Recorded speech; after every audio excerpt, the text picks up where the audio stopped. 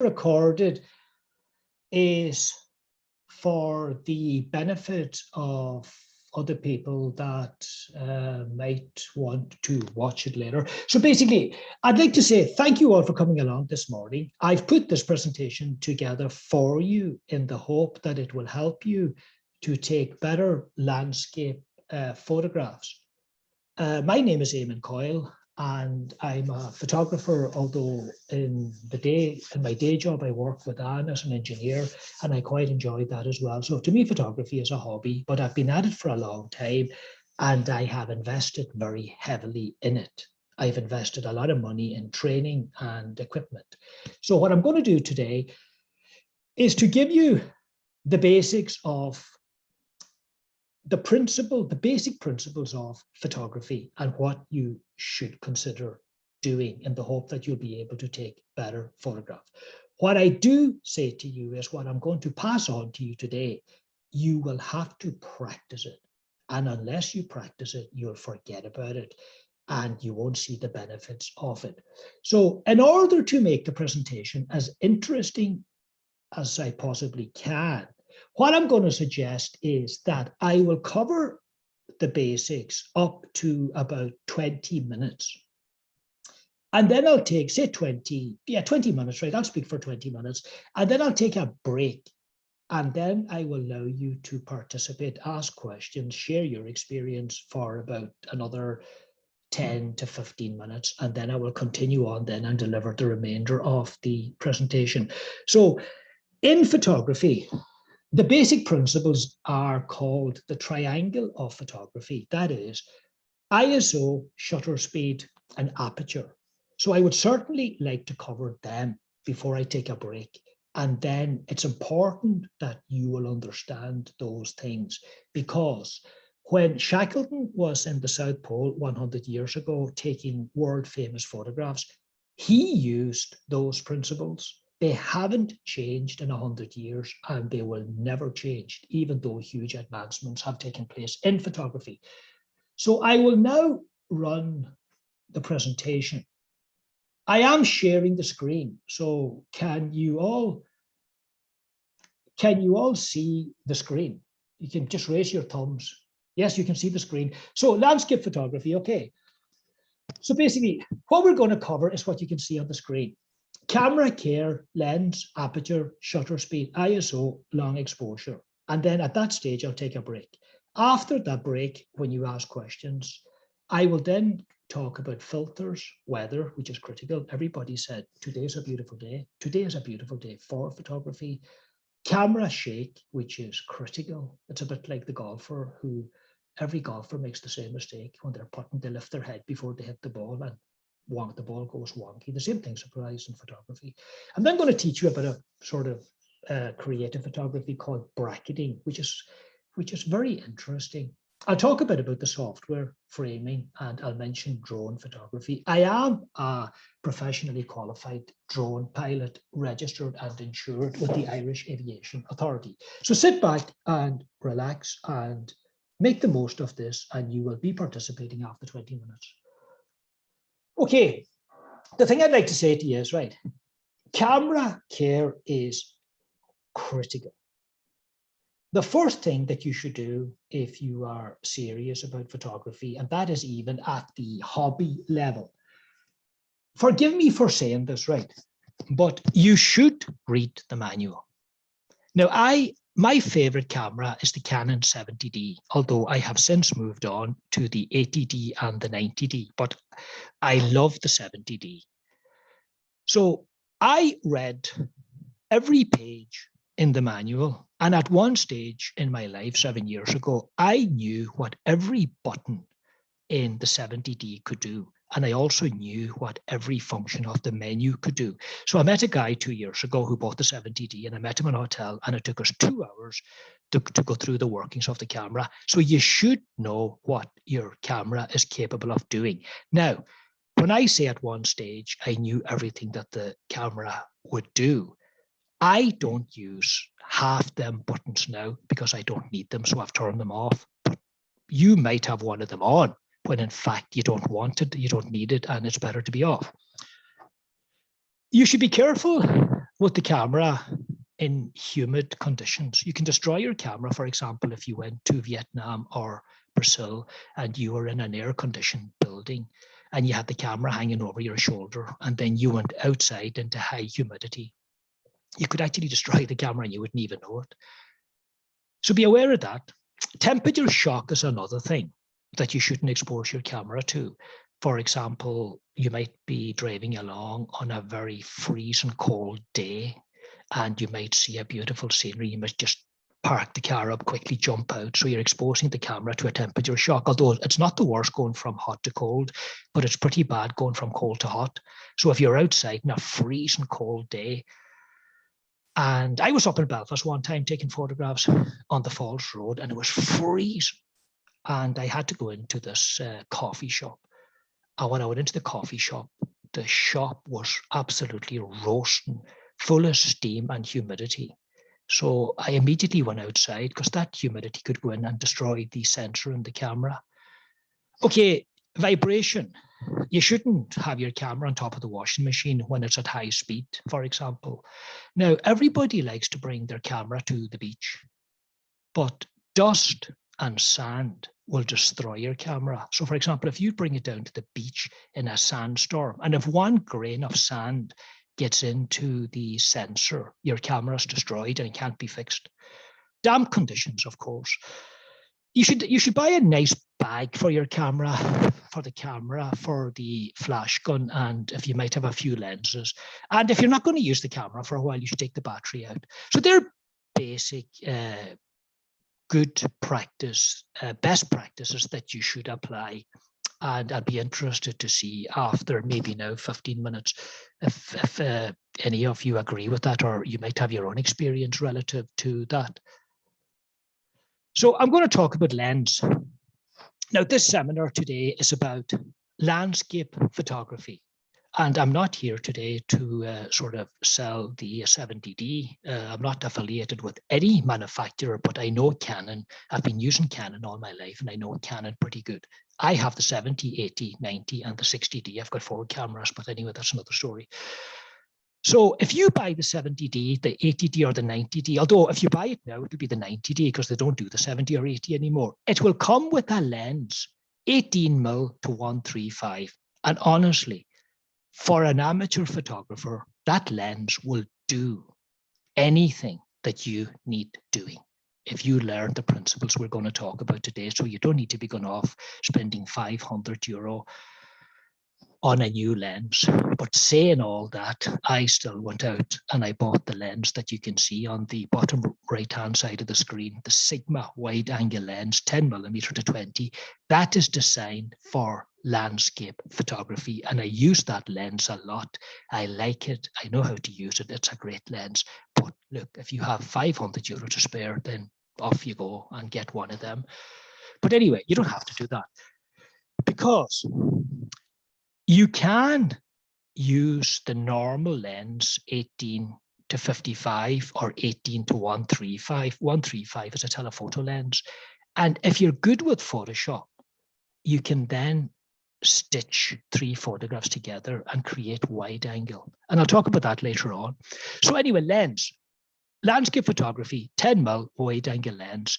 That's what is recommended if you're going to become a serious landscape photographer. But remember, you don't need it. Okay, that's just in there for you to appreciate. There's a lot of technicality involved in taking that photograph. It's wildlife photography, but I won't talk about that. So now I'm going to talk now about the most important part of photography, the triangle of photography: aperture, shutter speed, ISO.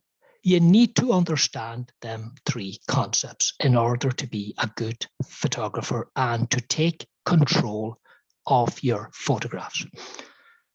So the thing I have is automatic versus manual.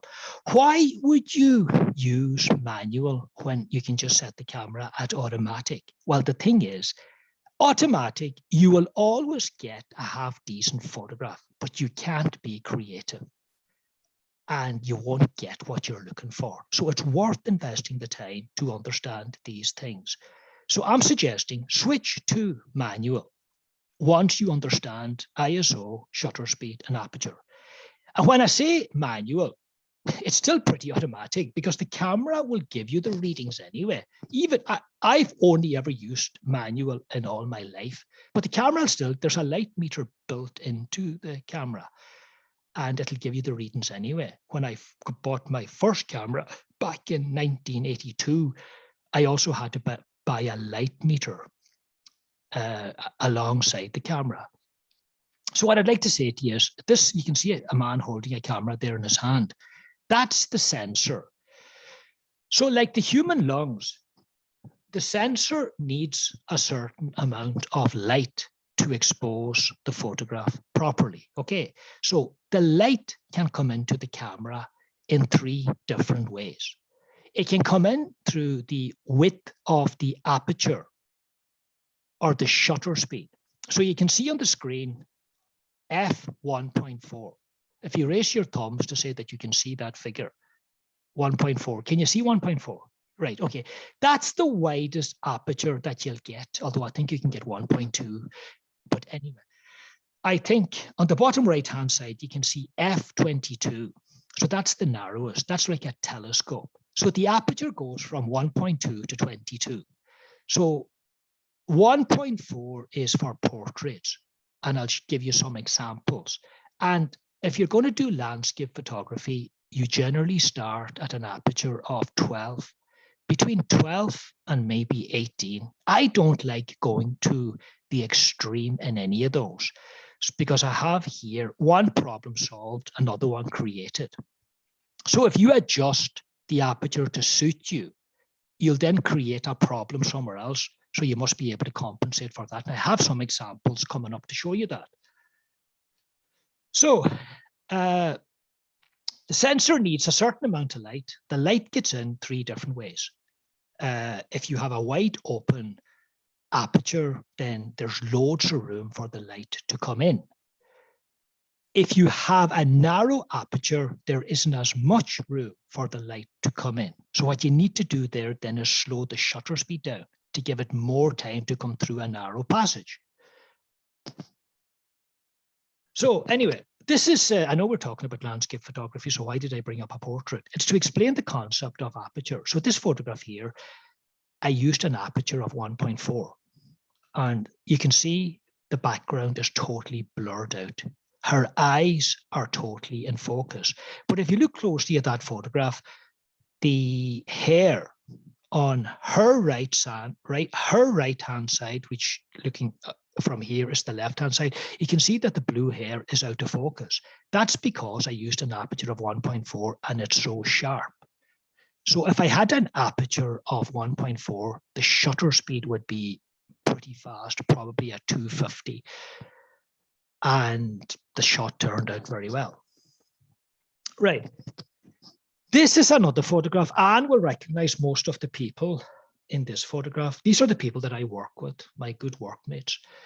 Now, this was the most difficult photograph that I ever took in my life because like when I needed a very fast shutter speed, which won't allow much light in because the shutter speed is very fast.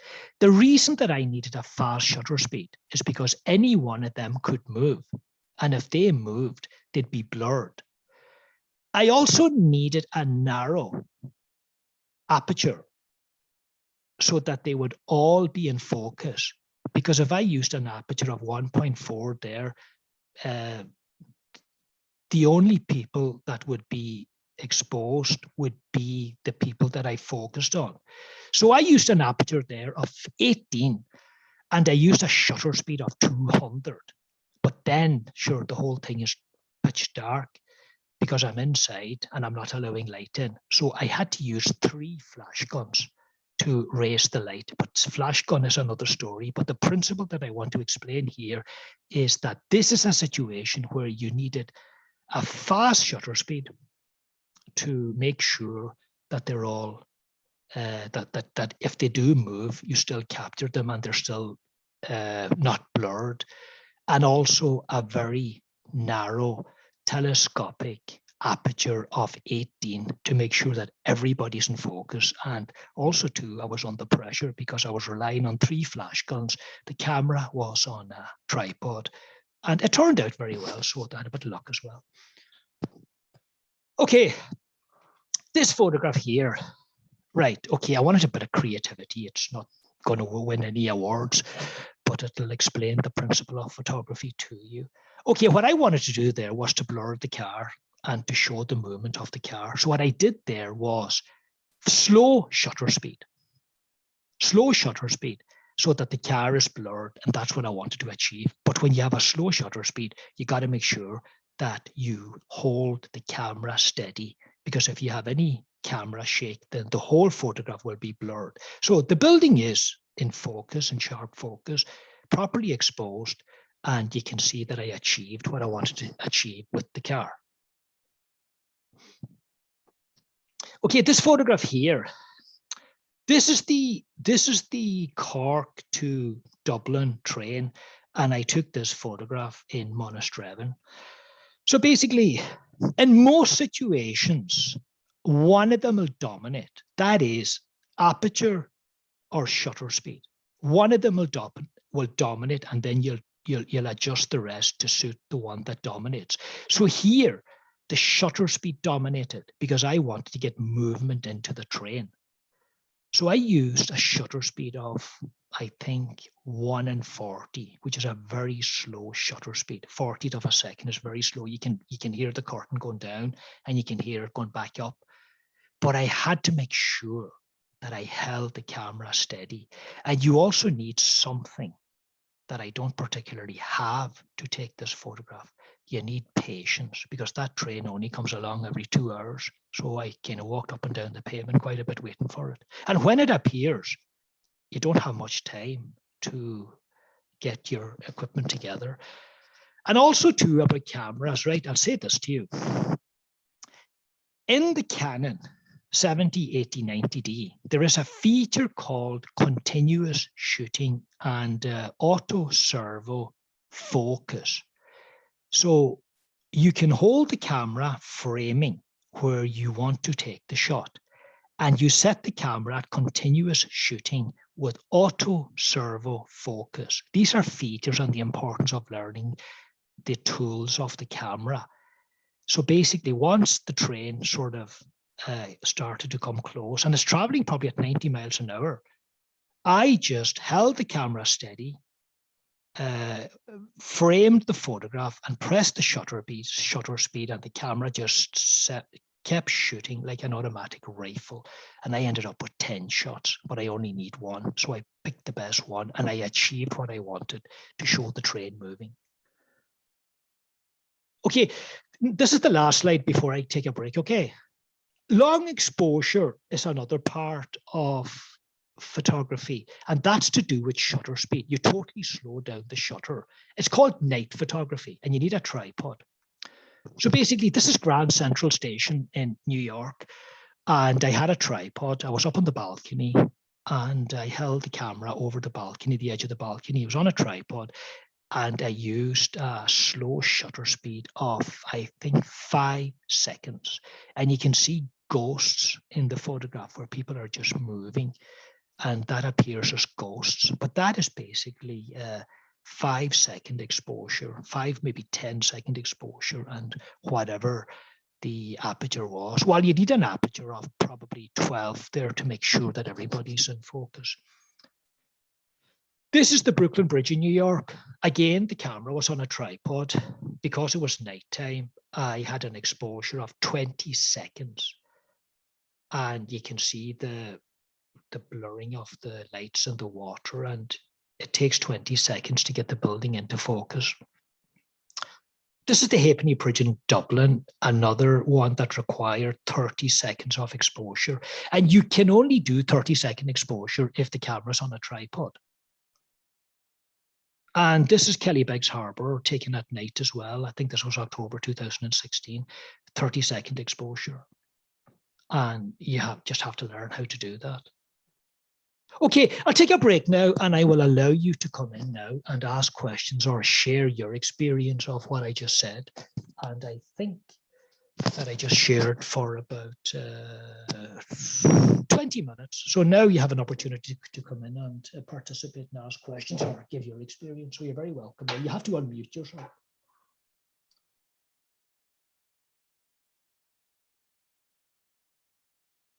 Would anyone like would you recommend sort of getting a camera then with a separate lens?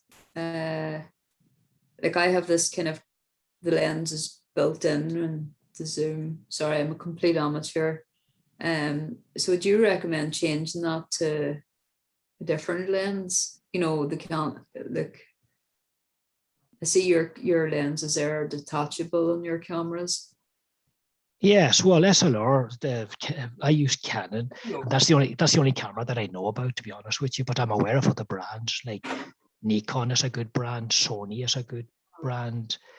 So what brand have you got? It's a Lumix. Yeah, Panasonic. Panasonic is a good make. Yeah, but you can, the lens isn't detachable.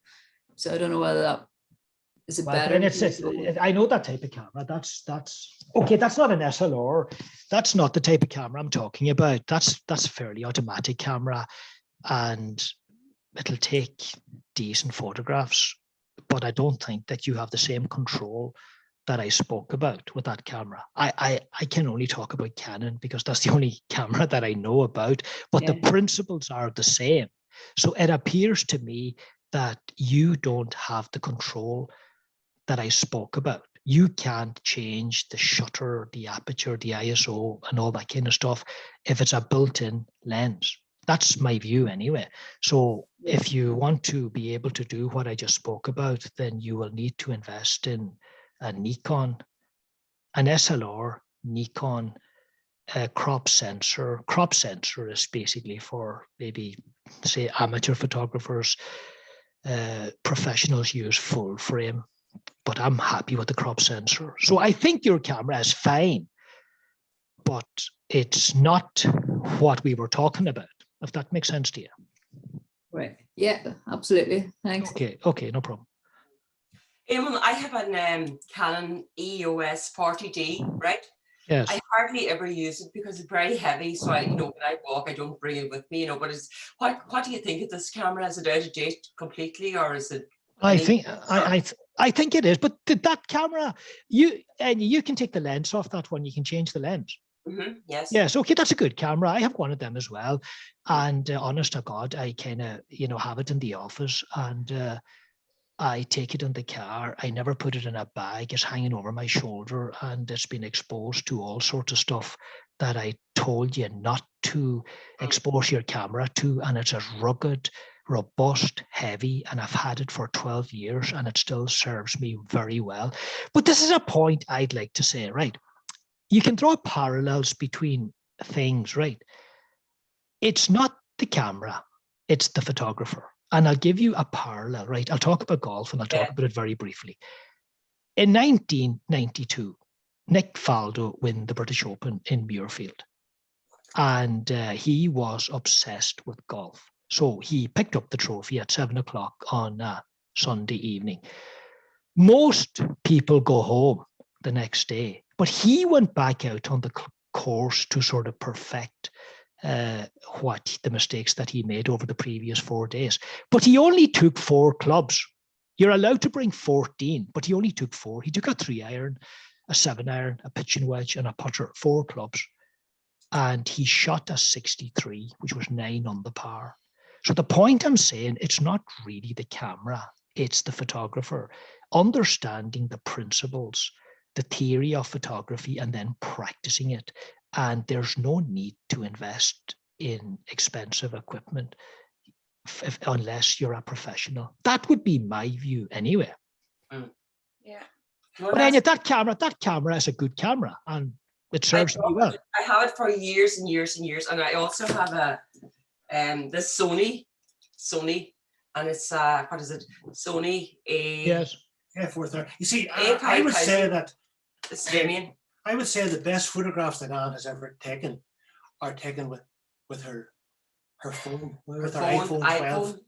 the quality is better than any of those two cameras for the kind of landscape work that she'd be doing on the beach with.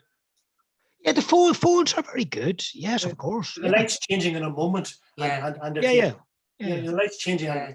in a few seconds, things can be totally different. You know, the scary thing is that modern phones have superb results. They do. That's Yeah. true, Damien. I have a Samsung phone, and geez, it takes Yeah. top class photographs. Yeah. No, And the thing with photography as well, I find is, you know, if you go out specifically to take photographs, sometimes it doesn't work at all because the light's not right, or That's right. starts to rain, or something else. You know, it's just when you're out and just, I mean, I just go walking every day and I get a photograph, like, just And they're good. I see them on lights right. Facebook. Yeah. You know, the guy who won the landscape photographer of the year in Siberia so happened to be in the right place at the right time, and he took a photograph of a tiger hugging a tree. Yeah. It was the emotion of the photograph that captured the assessor's attention, in the sense that the tiger was kind of saying, "You're cutting down my forest," and he put his paws around the tree. It's a very easy photograph to take, but look, he won the award. There were the photographs that were streets ahead of it technically, but it's the emotion in the photograph. There at the moment. Yeah. So has everybody understood and appreciated what we spoke about so far? Oh yeah, absolutely. Yeah. Well, But even with the likes of the Canon, you can be lazy and you can let it do most of the work. We'll put it into Manual, automatic. shutter priority or Yeah, shutter you like it? priority. Yeah. You can, yeah, of course you can, yeah. Can I ask you something, Eamon? Yeah, go ahead. Yes, Kira, yes. Anyway, my kind of camera equipment would be, I'd be shooting off, I'd be using it to document, you know, things at the time. And when you were saying about the train, I'd be particularly interested in, you know, the train and the train station where you have the blurred. Yes. I don't even have a fully question. I've come into a lot. So, you know, it's, if you're shooting something that's slight moving, Yes. and you want the background to remain still. Yes. Like I would, I'm kind of shoot, I don't even know my question yet. I think I know what you're getting at. I want like the stone building in the background, but I want the object. Yeah, to be like the train. Yeah. Well, basically, yeah. Okay, when you go into that situation, right? Yeah. In those situations, right? One element of the triangle will take precedence. Yeah. So if you want to create movement in the object and sort of creativity in the object that's moving, like sport photography, like motor racing, the train, then the way to achieve that is a slow shutter speed, in the sense that the curtain will open and close slower than what the object is moving. So basically, if the train is moving at 90 miles an hour, you're exposed for maybe 110 miles an hour. So you're going to get an extra 30% of a second. And you catch the train at the beginning and you'll catch it moving through, and that creates the blur. But you have to hold the camera steady because you don't want the background to be blurred. But you have to practice that.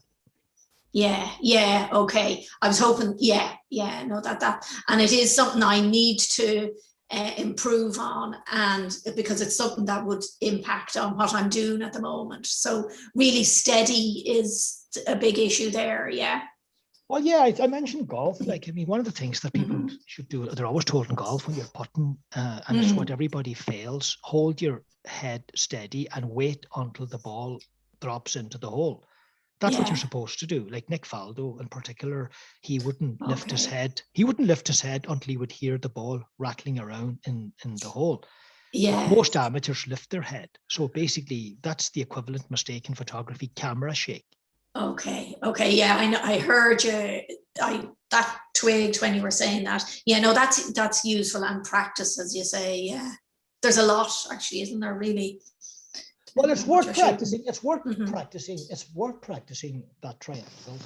With Yeah. various things and maybe taking a few shots and just concentrating on, say, aperture and setting it at 1.4, then moving up 2.8, moving it up to Yeah. 4, and just seeing the results yourself. But the thing with digital photography now, you can see the results immediately. Yeah. As well as Yeah. that, you can afford to take plenty. You can take Yes, lots of people. Damien, Sure. that's absolutely right. Yeah. Damien. Yes. Yeah. Yeah. So does anyone have any other questions, or would anybody like Thanks. to add anything else? Well, I move on then. What sort of price range, Eamon, is that Canon? If you were to get start out, I'm an complete amateur, so how much money are you talking about to get into? Well, the Canon 90D, I think the Canon 90D, I think it's 1,200, the 90D. And then Right. if you decided to buy the wide angle lens Sigma, I think that's about 400. And then if you decide to buy a tripod filter, like, it's an expensive hobby. It really is. Yeah. But And is it heavy, Eamon, that 91? That's a very important factor, I think. The Yes. First Lady mentioned it. You don't want to be lugging around a big heavy camera like. oh, it's very, very manageable. It's a lovely camera. It's really nice. But the thing I recommend, right, if you are going to buy a camera, is really build up a relationship. You know, online is great and Amazon is great, right? But I prefer to walk into the shop. So I had a great relationship with a camera shop in Talbot Street in Dublin, Hall's Camera, and they were around for 100 years. And there's a guy in there who's a professional photographer called Marcus. And I used to go in and see him once a week, and I used to ask him all the questions that I'm passing on to you now. And I learned a lot about photography from him. But the thing you should do is go to Con's Camera in Dublin and go in and talk to them there and be patient and take your time and allow them to give you the opportunity to try the camera out. And then you will know then if it's too heavy for you or not. Whereas if you buy online, you're stuck with it. So don't buy online. Go to the shops once they open. That's what I recommend. Yeah. Yeah. But Because they are heavy, Eamon, though, you know, like, I mean, this one here now is heavy. I mean, you're not going to be walking, you'll be, you know, it's very heavy. I must say, this one's very heavy. Well, what I recommend earlier on, best practice, get a nice bag, get a nice camera bag. And then always put the camera in the bag when you're walking around, and only take the camera out when you're going to take the photographs. And then the bag is very easy to carry. You get a comfortable bag, you strap it over your shoulder and you won't feel it at all. Whereas the camera... Say if you're going up a mountain or something, you're going walking or mountain climbing and you want to take photographs. Yeah, well, put the camera in the bag and bring the bag. It's in actual fact, you should bring it in the bag, because like I had a few accidents. Landscape photography can be a bit dangerous as well, believe it or not. So I've had a few accidents where I flipping fell, and I was lucky that the camera was in the bag.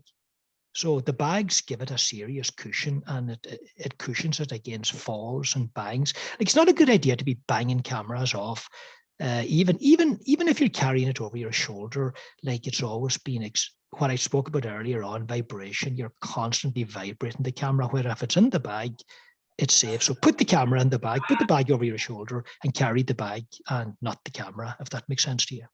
And then again, what is the advantage of having a camera over a good mobile phone that takes good photographs?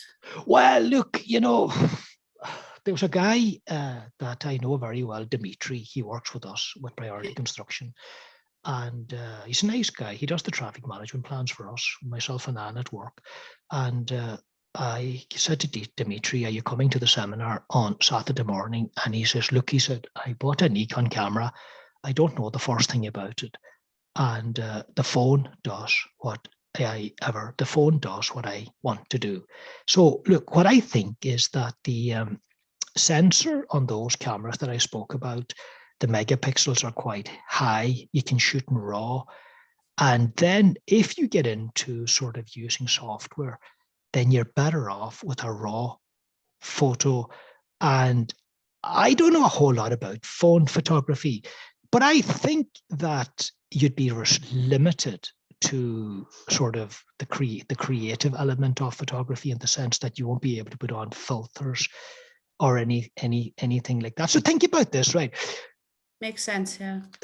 That's what I'm trying to say. I mean, you can get good photographs with a phone, but you won't consistently get good photographs with a phone, and you won't be able to sort of adjust them. And what's coming up in the next half of the seminar, the creative element of photography, when I explained that, the stuff that we're going to talk about can really only be done with an SLR camera.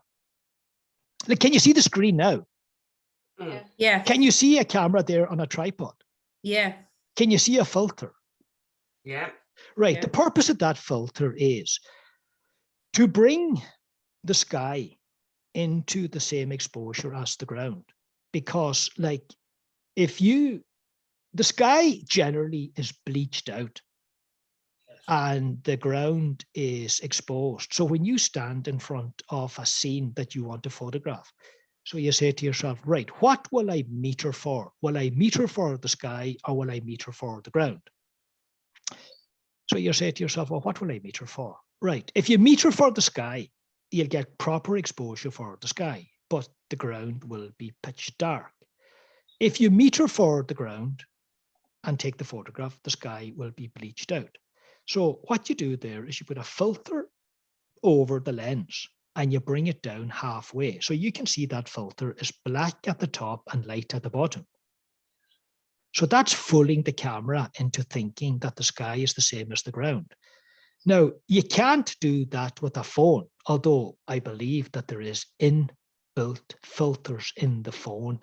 And if you're looking for long exposure, then you need a tripod. And yeah, Damien, do you want to? I just want to chip in there.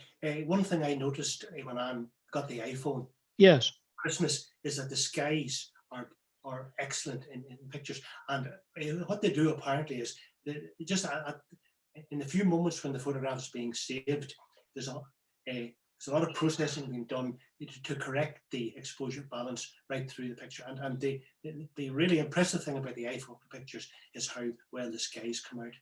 Yeah, they're very good. Yeah. To an extent, they're superseding these filters. They seem to be doing all that work by processing.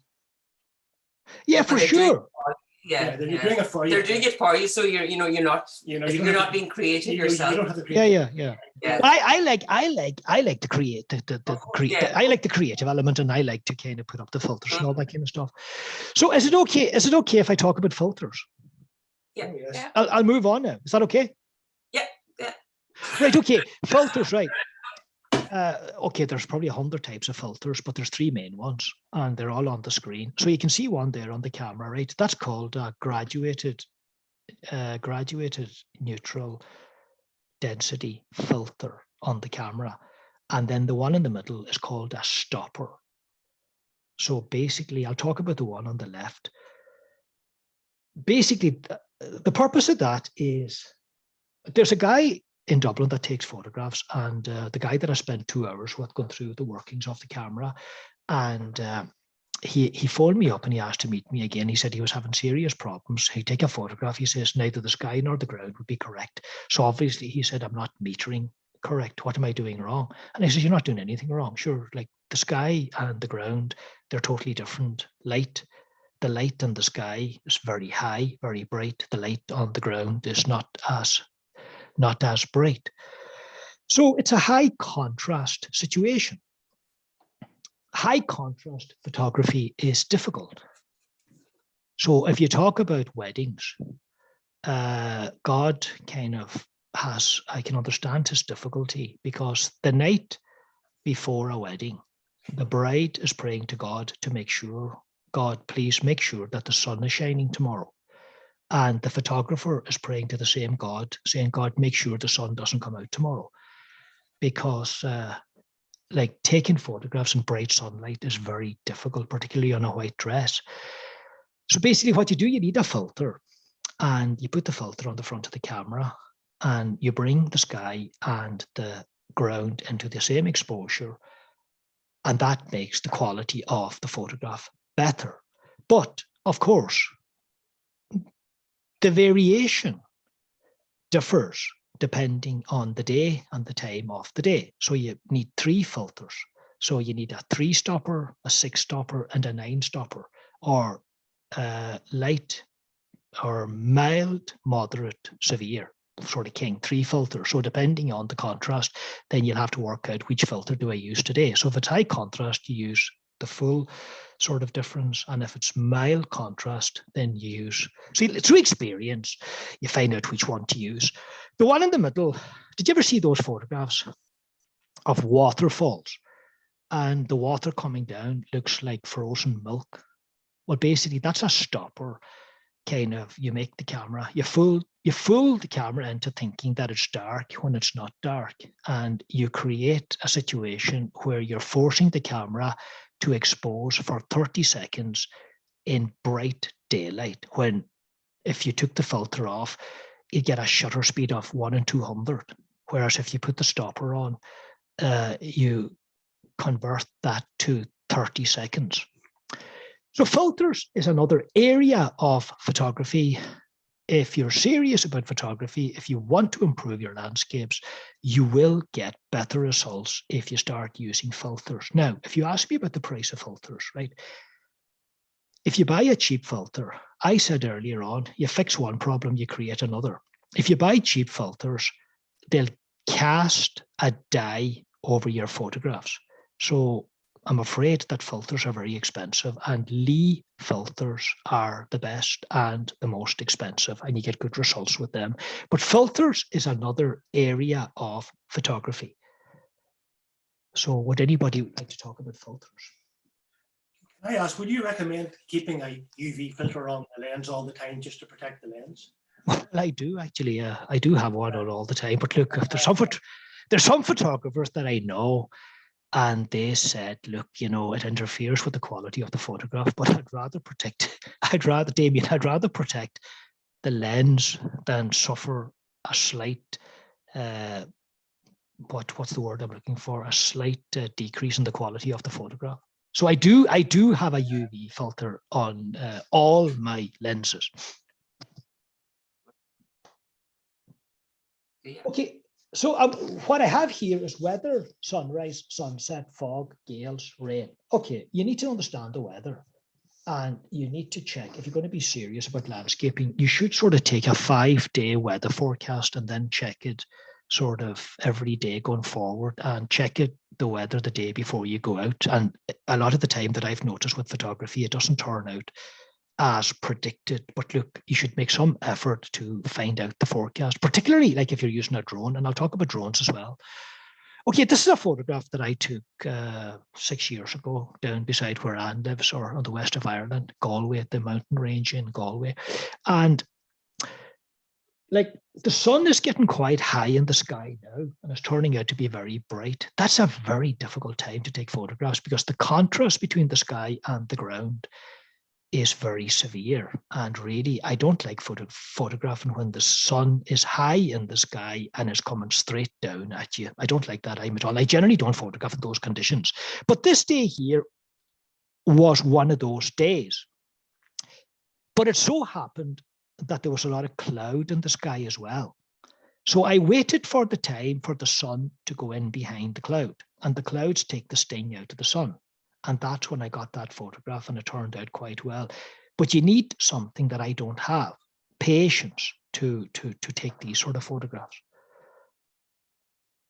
This one here is the cathedral in Cavan Town, and that was just being in the right place at the right time when the sun was just going down, and it turned out okay.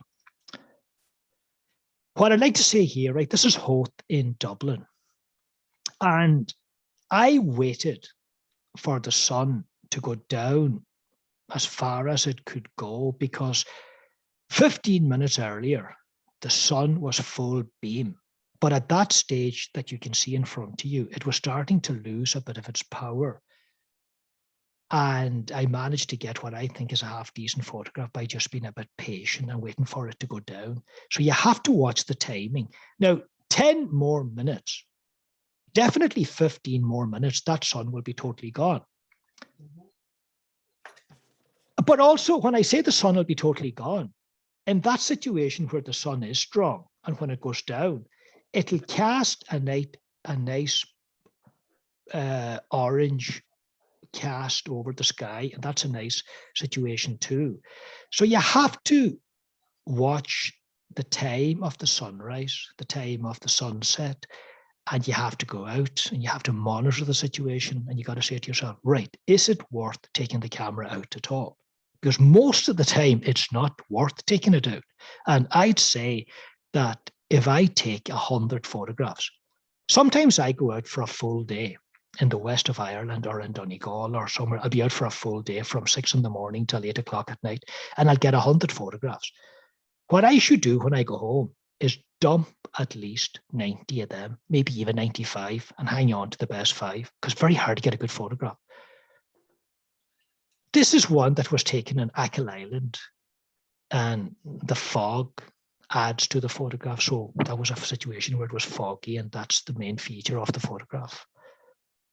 Again, this is hot. And what I did here, I waited for the sun to go down because it was too bright, and the contrast between the sky and the ground was too high. So I waited for the sun to go down, and I waited for it to cast a red dye, and the contrast then between the sky and the ground wasn't too bad, and I managed to capture this.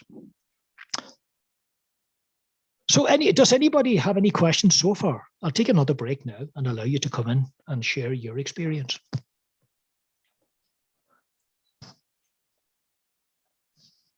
Anybody want to add?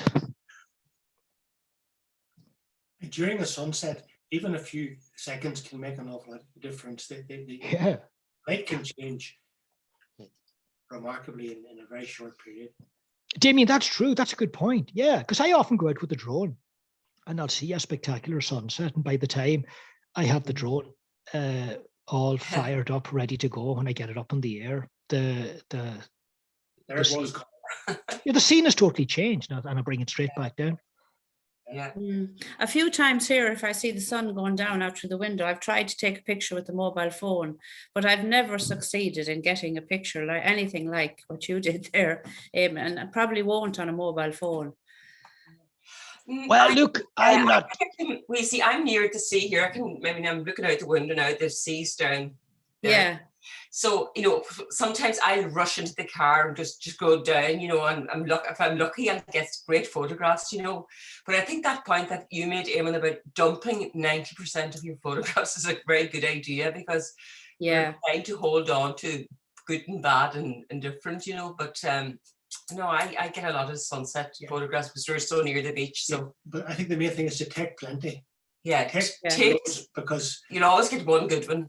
Yeah. Your photographs are beautiful, Eamon. Really fantastic. Yes, very, very. Well, good. the thing I'd like to say Beautiful. to you, right? I've invested heavily in photography, and I've done a lot of courses, and I've done a lot of training. So I got to the stage now where I'm able to take decent photographs. But I'll say this to you, and this applies to every photographer. I know a lot of professional photographers that I interact with, and I take lessons from them, and I share stories with them and all that kind of stuff. So I invest heavily in it financially and time-wise. And I also enjoy the job that I do full-time. But the thing I'd say to you is, when you start taking photographs, right, you will always be happy with what you're doing. And I check this with various professional photographers, right? When you start taking photographs, you should always be happy with what you're taking because you're out there, you're doing your best. But if I look back now to even 5 years ago, or even last year ago, I'm mortified at some of the photographs that I took. At the time, I thought they were good, but when I look back now, they were brutal. And that is a common theme amongst photographers as you develop. So, like, there is no sort of completion to this. You will always be improving, and it's a lovely journey. And I see the likes of Enya putting up photographs, and I see them improving all the time. There's another girl down in Gidor, Eileen Nikki, and she's putting up nice photographs too. So you will be progressing all the time. But what did you see wrong in your previous ones? They were brutal. And in what sense? Oh, they were. Opposition, focus, exposure. No, basically, this is something I'd like to say to you, right? Okay, Damien, that's a good question, right? Okay, so understanding sunrise and sunset and watching the time, right? Okay, right. I was up in Rostrevor 6 years ago, and I went out one morning to catch the sunrise. And Rostrevor is a beautiful part of Ireland and County Down. So the sun had risen. I don't want to sound like Jesus, the Lord has risen, but the sun had risen, okay? But the sun was full beam, full circle, looking straight at me. And I pulled the camera out and I got a photograph. But like, I thought it was a great photograph because it was casting a light over the sea, Rostrevor Harbour and Warren Point. But like, it was too late.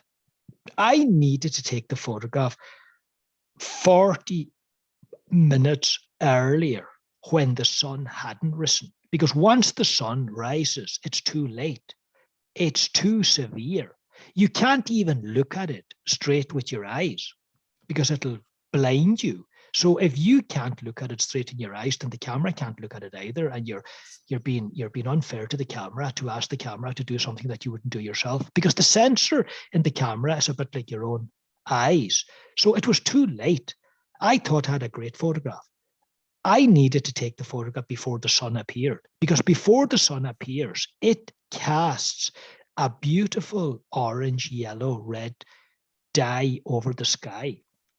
But once it comes out, it's too severe. I also didn't know how to frame the photographs. So look, I could, maybe at the end, if you want to hang on, I'll show you some of the brutal photographs that I did take, and I'll explain to you what was so brutal about them. Okay, interesting. But it's an interesting question. But look, okay, what I'm saying to you is, I'm sharing sort of experience with you that I've checked with other photographers, and they all said, yeah, when we started, we thought we were doing well. And we were doing well, because you're out there, you're learning, you're starting. But when you look back, you realize the mistakes that you've made compared to where you are now. And there's another thing. Have any of you ever heard of the 10,000 rule? Basically, if you want to be good at something, you have to invest. You're familiar with the 10,000 rule? To do something repeatedly, is it? Or is that well, if you want to perfect something, you'll have to spend 10,000 hours at it. Oh, 10,000, that's it. Yeah. No, I know with drawing, they say that. Yeah. So I'm not saying that you should spend 10,000 hours on photography, but look, what I'm saying is it's a huge investment of your time. But sure, look, if you enjoy it, it's a hobby, and Jesus, sure, why not? You're doing what you like. Yeah. And I love photography, and I also love the work that I do. So, I love going out taking photographs. I went out on Christmas Day morning because there was a spectacular sunrise, and Gabriella was in a bad mood when I came back in, and I was wondering what was wrong with her. And she said, Christmas Day is the only day that we really need to spend together, and there'll be another 364 spectacular sunrises. Could you not pick one of them days? So you have to invest the time in it and practice it. So I'll explain something to you about creativity. This is, can you see Ben Bulben Mountain? Yes. You can see the three photographs. Yes. Okay, this is a thing called bracketing, right? Now, if you look at those three photographs, none of those photographs are correct, okay? So the one on the right is totally underexposed. You can't see the mountain at all other than a black blob. And the sky is not too bad, but it's a bit underexposed. So that photograph is underexposed, deliberately so. Now, the one on the bottom left-hand side is overexposed because the sky is bleached out. And the one on the top left-hand side is probably the nearest to the best, but the sky is a bit bleached out. So there's three photographs taken with three different exposures, and none of them are correct. So if you were to say to me, now, if you were to take one of them and correct it, which one would you take? I take the one that's underexposed on the right and I'd pull back the shadows in the mountain and bring it in. But what I'm calling this bracketing is in Photoshop, you can pick two photographs and put them on top of each other. And you can only see the one at the top. But you'll select, it's very easy to do. None of what I'm talking about today is difficult, but a practice, and you'll be able to do it because look, trust me, if I can do it, anyone can do it. So you put two photographs on top of each other and you select the bit that you like, which is very easy to do in the photograph. And then you kind of mask out the bit that you don't like. But when I say the bit that you don't like will be correct in the photograph below. And then the bit that bit then will pop through. So you'll take 50% of one photograph and 50% of another photograph, and you'll bring them together into one photograph. It's a thing called bracketing. But look, I know how to do it in Photoshop, and I've done it a lot. I've learned how to do it. But I use a piece of software called Photomatics Pro, and it does it for me automatically. And this is the result that I got from 3 photographs. Can you see that? Yeah, right. Oh, that's good. Goodness. Yeah, so that's something that's not difficult, right? That's easy to do. You just have to learn how to do it, but it takes a bit of practice. So you have a choice as well. You can.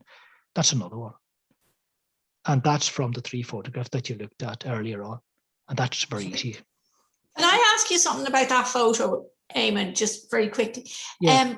So like, are you adjusting more than, are you subtracting from one photo? Yes. Like combining photos, but are you adjusting the filters there as well? Like, are you adjusting colors and everything? Well, okay. Look, I cheated a bit there. You can do it. No, I know it's not cheating, but I know, no. But what I want to say to you is, right? Okay, Photoshop does bracketing, and you can learn in Photoshop how to do bracketing, right? But there's a piece of software called Photomatics Pro, and it's called HDR, High Definition Range, HDR photography, right? So basically, you take 3 photographs. Now the camera does it automatically in the sense that you need to find out the workings of the camera. So the camera does bracketing. It'll take 3 photographs of the same scene using 3 different exposures. One at the correct exposure, if there is such a thing. One underexposed and one overexposed. So you'll end up with 3 photographs. You then import the 3 photographs into Photomatics Pro, which is HDR, High Definition Range. And I get the software to do it for me. But sometimes it'll kind of have too much blue or too much yellow. yeah, sure. And then I'll bring it into photograph and I'll desaturate the yellow or the blue and tone it down a bit. Now, it's very easy to do. It's a very simple process. It's fairly automatic. It's worth learning how to do it. Those photographs were taken with a drone. But look, the drone, were they? Wow. Yeah. Cool. Yeah, brilliant. This is another part. This is another part. Thanks. This is another part of bracketing, right? This is why I said to you earlier on that you don't need to buy a wide angle lens. So this is St. Peter's Church in Drogheda, where Oliver Plunkett's head is held. St. Peter's Church, Main Street, Drogheda. So basically, I took 3 photographs here, right? So I took one on the left-hand side of the church, right? I then took one straight up the middle. And then I took one on the right-hand side of the church. So now I've got 3 photographs and I've got the whole church covered. So in Photoshop, you can then bring them together in a panorama, but you need to overlap, 30%, 40% overlap. And Photoshop then will bring them together. And it's an automatic process. You just go File, Photo, Panorama, import 3 photographs, and Photoshop will do it for you automatically. And this is the final result. That's the final product. Now, I did do a bit of tweaking with it, right, in HDR Photomatics Pro. So you can learn how to do that, and it's if you want to spend more time at photography and get more out of it.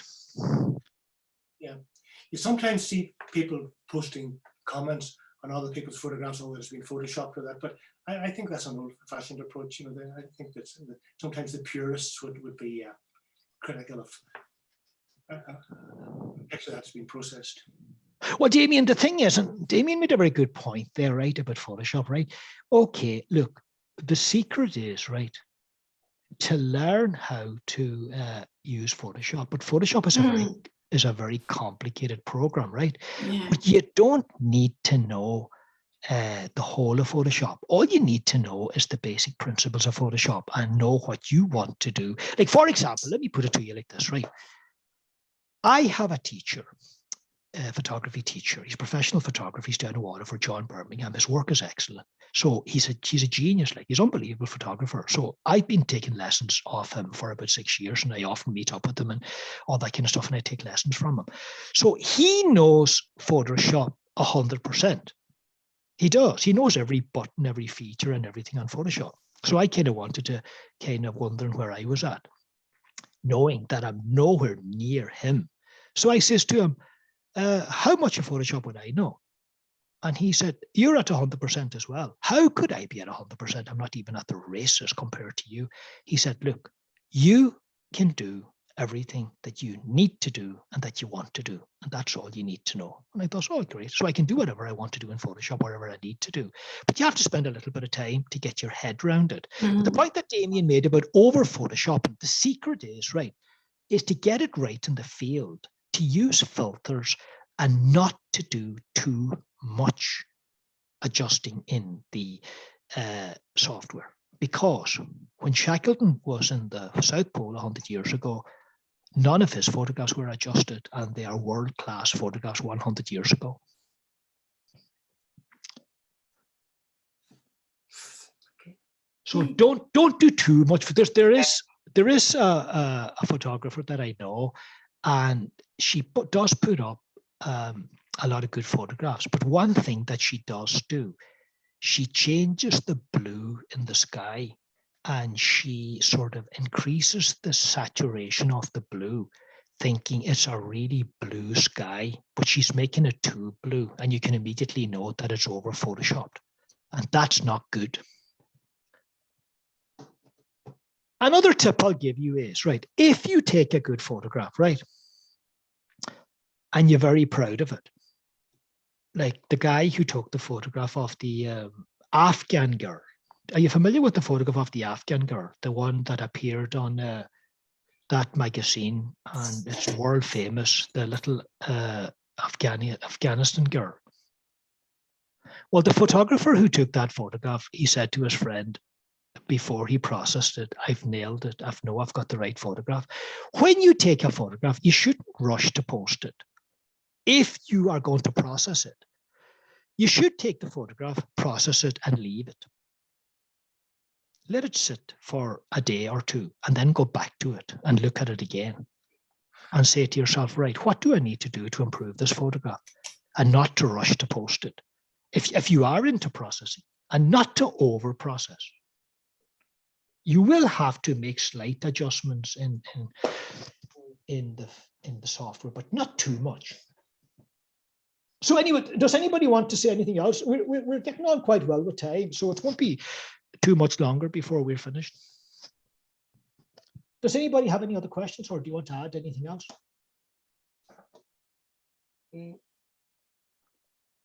It's hard to beat the eye and the knowing, the recognizing a scene and being creative. I think that's an essential and rare. Damien, that is the key to photography. See the point that Damien made. See before, when I talk about bring a bag and always have your camera in the bag, before you take the camera out of the bag, you should take the photograph with your eye first.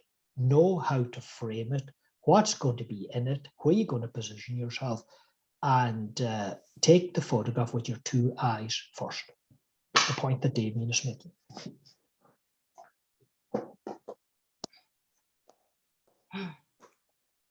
Okay, does anybody have any other questions, or would you like to add something? Can I just ask you something about Photoshop? I won't go into it, but do you have Photoshop, do you, Eamon? Yes. Yeah. I have the whole, I have the complete Adobe suite. Do Well, you? I'm very lucky, right? I'm very lucky. Yeah.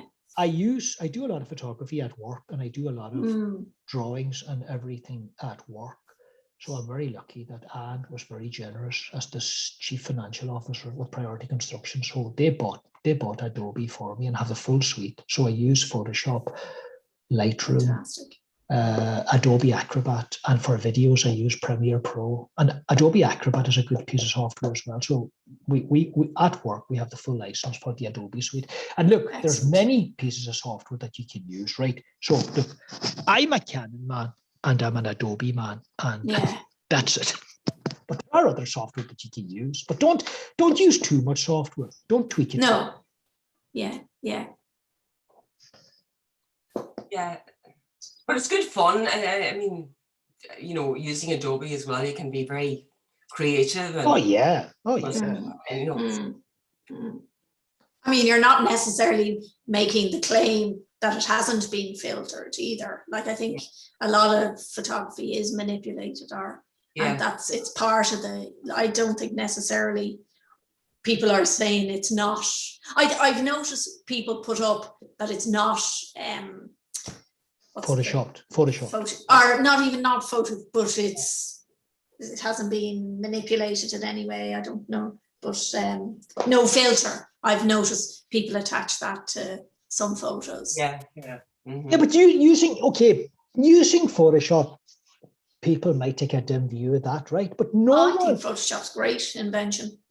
I'd like It's it. unbelievable. It's the most Yeah. powerful. It's the most powerful software.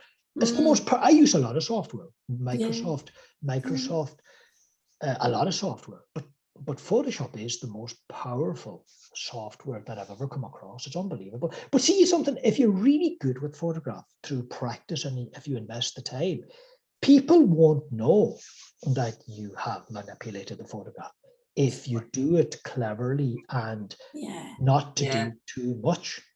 Sure. Okay. Well, look, I will move on now, and I'll give you a bit of drone photography. I'll just give you a synopsis of drone photography, right? When I started taking photographs, well, about a long time ago, I started taking photographs, but I got into it in a more serious way about maybe 10 years ago. And I was often in a situation where I thought, geez, this photograph would be great if I could have a ladder and if I could get up another even 20 feet. So anyway, along comes drones, and now most of my photographs I take with the drone. But look, this is another area of photography. But look, for the purposes of this session, the only difference between the drone and the Canon 90D is that the drone is 400 feet up in the air and the camera's on the ground. But the buttons on the camera are still with you on the ground, and you can still control the aperture, the shutter speed, the ISO, the framing, and all that kind of stuff. So I am fortunately an approved, registered, insured pilot with the Irish Aviation Authority, and that is a lengthy process.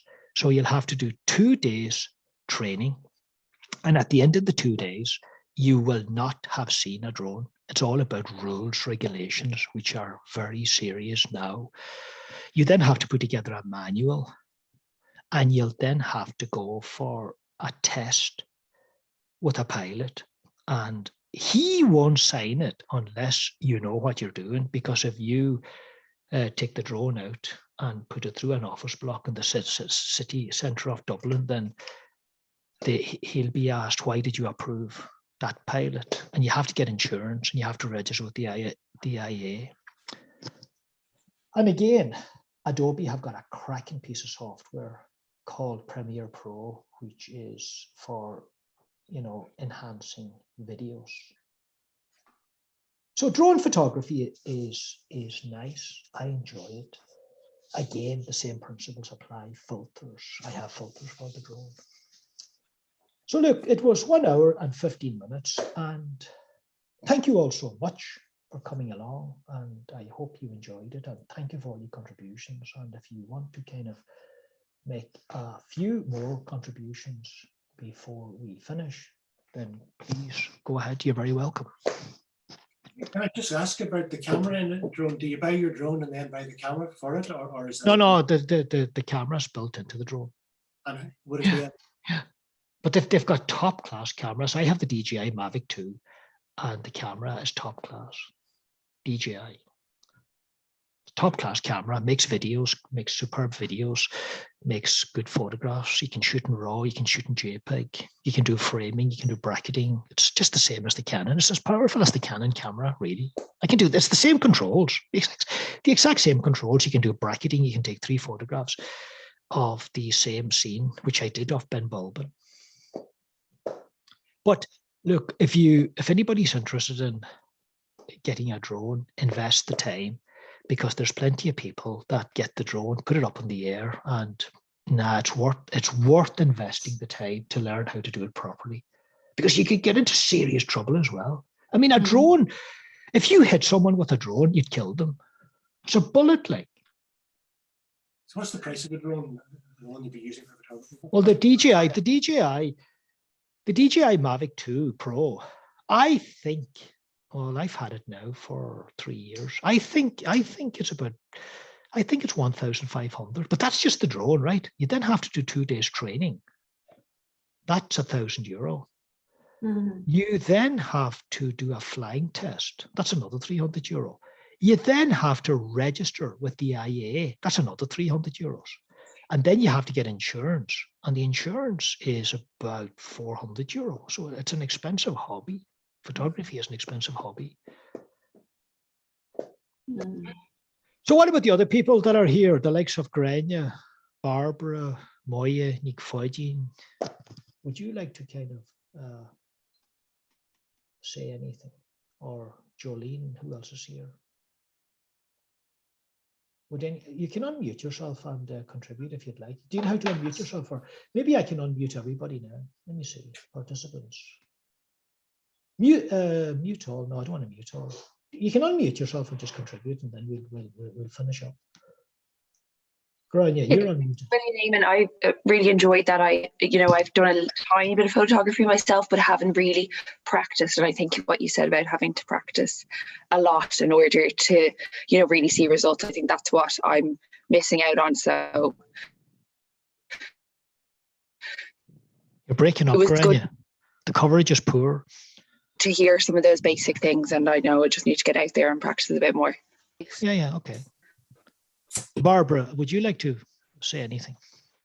Thanks so much for that. I'm in the exact same boat as Grania. I've also bought a very amateur camera and done very little photography myself. I used to just bring it out on my travels, I suppose. But we were actually, myself and Grania are friends. We were just saying we might go on a little expedition over the weekend and take a few photos. Oh, very good, very good. That's great. Who else? Let me see. Moya Nikwaji, would you like to say something?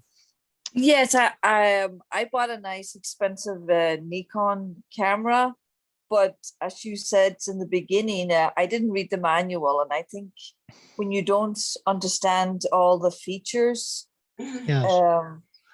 That's a big must, and practice also is a big must. So yeah, for sure, yeah. Thank you, Moya. But thank you so much. Thank you so much for all the information here. Jolene, so, would you?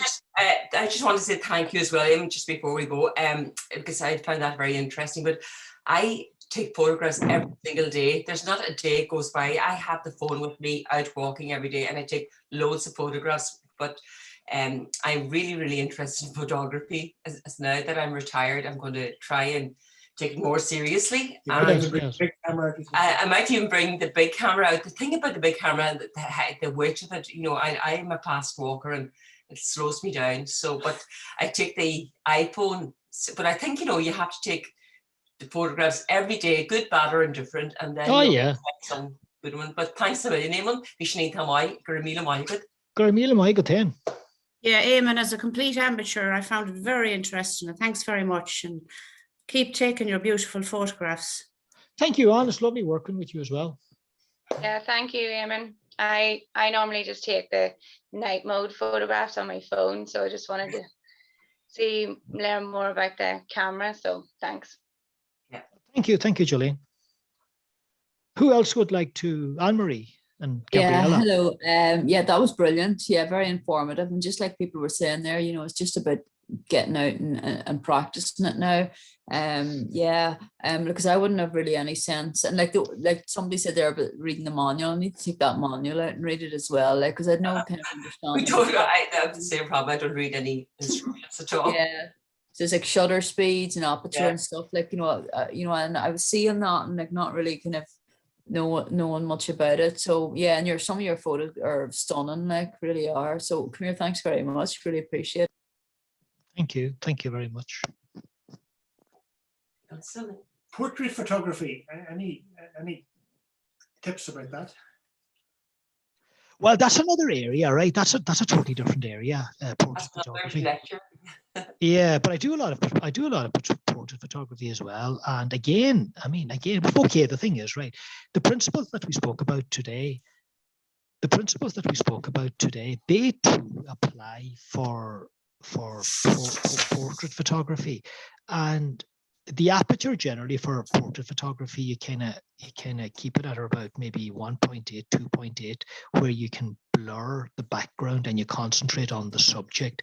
And also too, for portrait photography, you need a flash gun, or else if you're outside natural light, you can use a reflector. So if you got somebody sitting beside a window with the sun coming down, you put a reflector on the opposite side, and the reflector would cast a beautiful shadow up on the person. But portrait photography is another specialist area of photography. I have some. I'll show you. I might be able to share with you just a few portraits if I can bring them up. But portrait photography is very interesting as well. It really is interesting. Let me see if I can show you a few before we go. Yeah, I like portrait photography, working with people. I can bring this up. Can you see my screen? Mm-hmm. Yes. Yeah. I don't know what happened there.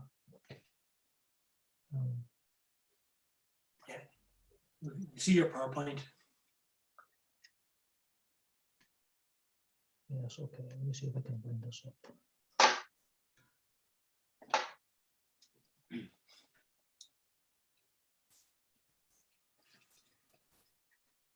Oh yeah, I'll show you some here, right? If I can. I have a website for photography, so I'll see portrait, just give you an idea of portraits. So here's portraits here.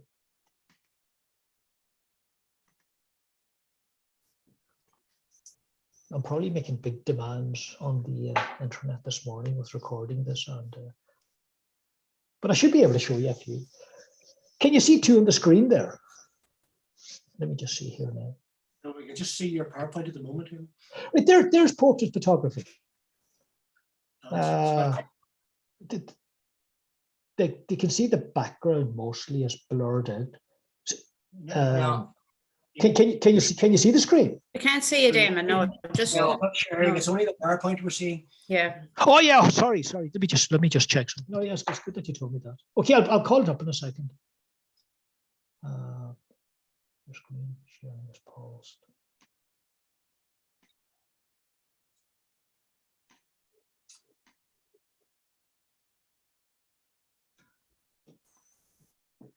Can you see it now? It hasn't come up yet. Not yet. Here we go. Yes, there We'll you go. we'll see you. There's now. That's your screen behind now. Yeah, that's all of you. That's just you. Can you see it now?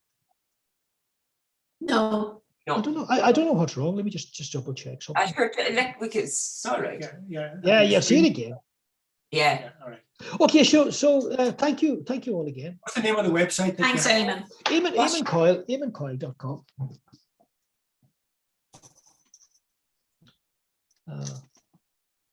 Website? www.eamon.coyle.com. You should be able to see the portraits now. Oh, that's now. Yeah, yeah, got it now. Got it now. There was some technical That's a issue. very good one there. Oh, yeah. Right. So there's one there in the middle Very now good. with a guy leaning on a shovel, which the background just blurred out. Yes. The girl with the blue tint in her hair. There's one there on the bottom right hand side, the guy with the Lewis. So I focused on him. I put the flash gun on his face, and the Lewis is blurred out. This is one here on the left-hand side, a girl talking to her friend. The secret to portrait photography is to relax the subject and to spend a bit of time with them and to kind of say to them, pretend that you're not being photographed. And most of them can do that. Hey, listen, I'll call you back. I'm on just in a webinar here. I'll just call you back, okay? Oh, okay. Right, we'll give it right. So you can see the screen there now with portraits. Yeah, we can, yeah. Oh, well, look, I won't keep you any longer. And thanks again. Okay, Thanks, Eamon. That was great. Thanks. Yeah, thanks, Eamon. It was great. We can get together. Loads of information. Thank you. We can get together another time. Yeah, Have a good